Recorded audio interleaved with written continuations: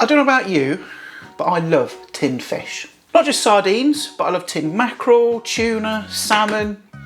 Not oysters though, because they're just like flipping horrible sea bogies, isn't they? I mentioned on my live stream I did, it's like over a week ago now, that I was going to do a recipe on what to do with them. Because usually what do? We flip in, open the tin and haunch over the kitchen sink and just eat them straight out of the tin. I'm going to show you a really cheap, quick, easy little dinner for one. It's filthy cheap, filthy tasty, and very easy to make.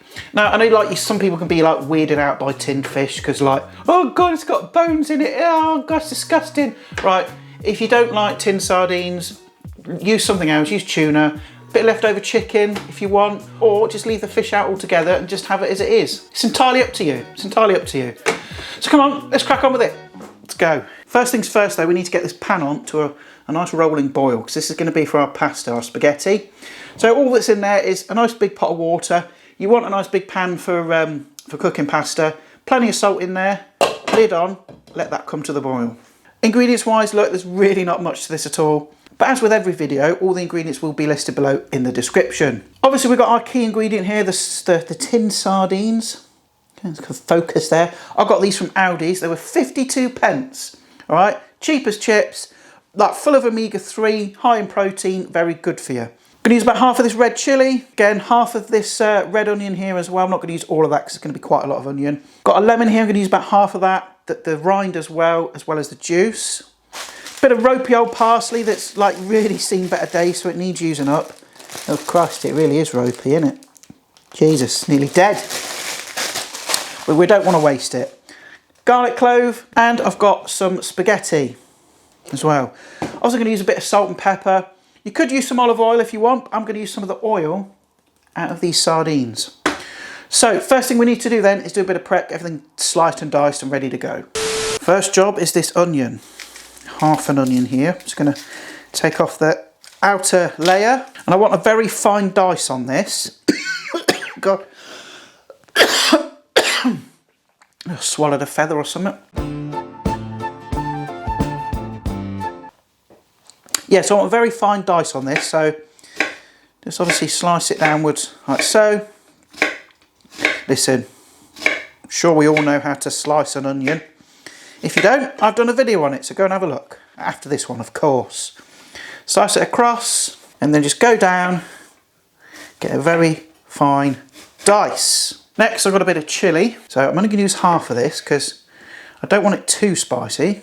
Scrape out the seeds and membrane. Because contrary to popular belief, it's not actually the seeds that are the hottest part.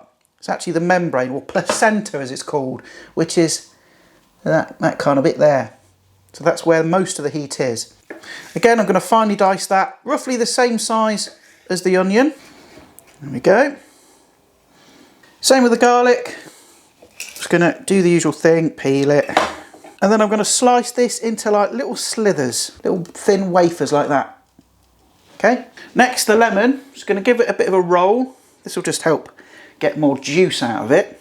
But first, I want the zest. So just take a microplane and get the zest off. Now I'm going to stick that in a little dish. Then I want the juice of about half. Okay, not too much because it will be too acidic. We want a little bit of juice in there, and you can always add a bit more if you want it. I'm going to add that in with the zest, and finally, a bit of this ropey old parsley. Oh my God, it's about half dead, this stuff. I'm going to take out all the big, thick, woody stalks. I don't want those. I've got some growing in the garden, but it's not quite there yet, and I've found actually that there's some bugs are eating it as well. So, you know, I've got to share my garden with nature by the looks of things. So get that chopped up nice and fine. And that's all the prep done really, nothing else to do. Also, I'm going to add a bit of salt and pepper at the end. I did forget to mention we're going to add some butter as well, but, you know, I'm an idiot and I forget things. All right, let's see, how's that water coming along? Not far off. Another couple of minutes and that'll be boiling. Not much to do until then. Just hang around and stand here for a bit. What are you doing? Just hanging around. I think this pasta water is ready to go. Oh yes. So I'm going to add my pasta. As for measurements, go with feeling. Right, there's so many conflicting measurements out there of how much is supposed to be for one person. All right, but if you're a fat bastard like me, well, that might not be enough. So go with what your heart tells you.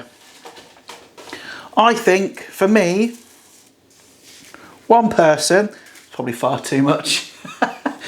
Right, I'm going to go with that much. What thickness is that? I don't know, about the fat end of a pool cue? I don't know.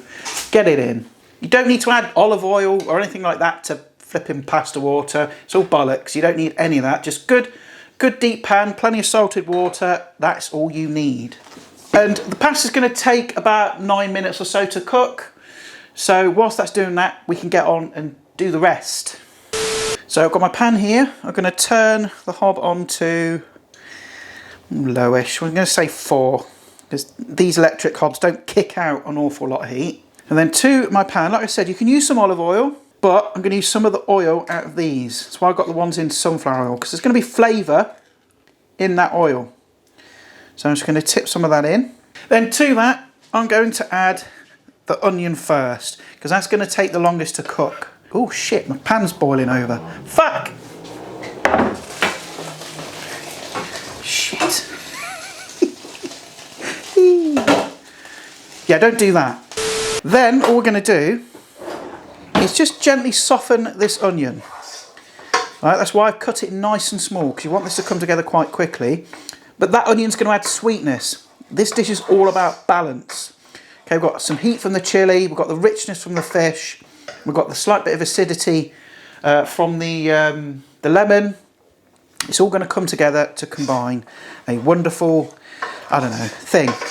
So give that a couple of minutes. It's not going to take very long at all. And then we'll add the rest of the stuff. But yeah, it smells like Billingsgate Market in here. Right, that's coming along nicely now. It's been in there for a couple of minutes. Sizzling away. Next we're going to add the chilli and the garlic. The reason we don't add the garlic with the onions is because we don't want that garlic to burn. Okay, if you add it too early, you're going to risk that happening.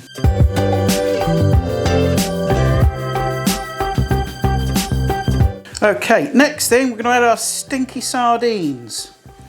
I'm going to turn the heat down really low on this to its minimum, because we don't want to, we're not cooking these as such, we're just going to warm them through.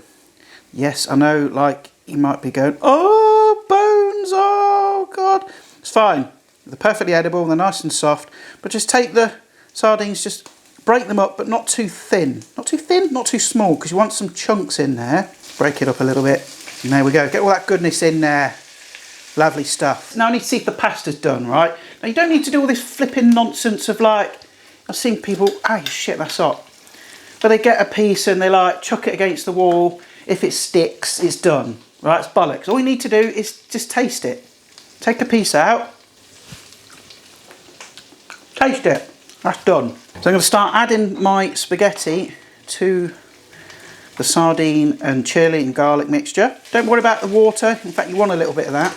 Just going to gently fold that through. Okay, so everything gets coated. Then the final piece of this puzzle is going to add some butter. The reason I'm adding butter at the end is, how can I describe it? I don't want the butter to go clear. You know when you've cooked butter out and it's melted and it goes that kind of clear sort of colour? I don't know. You know what I mean? I want it to be opaque. I want it to just gently fold into the pasta, so you kind of got like an opaqueness to it. Don't ask me why. There must be a science to it, but it just tastes better. Yes, it's not real butter. It don't matter. And yes, there are toast crumbs in there as well. But listen, are you triggered that there's toast crumbs in my butter? Well, you might be. But what are you going to do about it? I'll tell you what. 2/3 of sod all. So in goes a good old chunk, a knob as we call it here. That much. In it goes. The lemon juice and the lemon zest. A little bit of fresh cracked peppy. Well, like a bit of pepper. Little wedge of salt. Don't need too much because obviously the sardines are salty. And a good old pinch of parsley or basil, whatever it is you're using. And then again, we're just going to gently fold everything together. And the heat's off actually. Oh no, it's on its lowest setting still. So it's on its lowest setting. You don't want a lot of heat in here. You just want that butter to go soft and opaque. Okay, just gently fold it through. Just make love to it. Just be gentle, caress it. Simple. And that's it. Once that butter's melted, that whole thing's done. So we can plate up and get it down my gob.